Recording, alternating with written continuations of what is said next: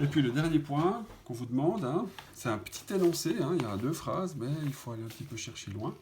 Donc l'idée, c'est de calculer la variation en pourcent de la dépense totale des consommateurs.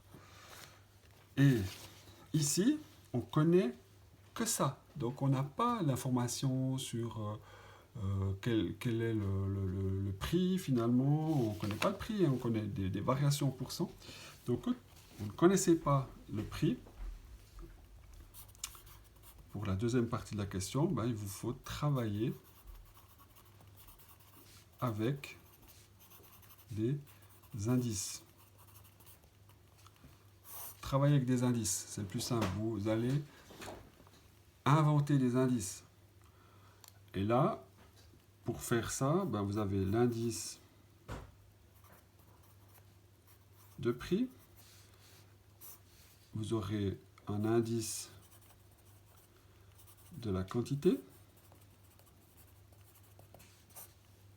Et puis, on va pouvoir facilement calculer la dépense totale, puisque je vous rappelle que la dépense totale, c'est prix fois la quantité. Hein. Je vous avais dit, si vous allez acheter à la cafétéria des croissants, eh ben, vous faites le nombre de croissants fois le prix et vous avez votre dépense totale. Donc, c'est ça. Mais comme on n'a pas de chiffres, donc on va travailler avec des indices. Et le plus simple, évidemment, c'est de partir avec un indice toujours de départ égal à 100. Indice de quantité, même chose, 100, prix 100. Et puis quand on fait la dépense totale, prix fois quantité, ça ferait une dépense totale de 10 000 francs pour ce cas de figure. Donc qu'est-ce qu'on connaît par rapport à l'énoncé hein, de cet exercice qu'avec des pourcentages? On sait que l'indice des prix, il a été augmenté de 10%. Hein, je lis simplement la donnée. Lorsque le prix augmente de 10%, donc votre indice, si vous inventez un prix, ben il va passer à 110 quand vous augmentez de 10%. Et puis l'indice de la quantité, elle, on a moins 4% hein, de variation de la quantité, moins 4%. Donc on arrivera ici, moins 4%.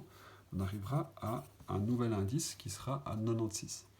110 fois 96, vous avez une dépense totale à 10 560 francs de dépense totale des consommateurs.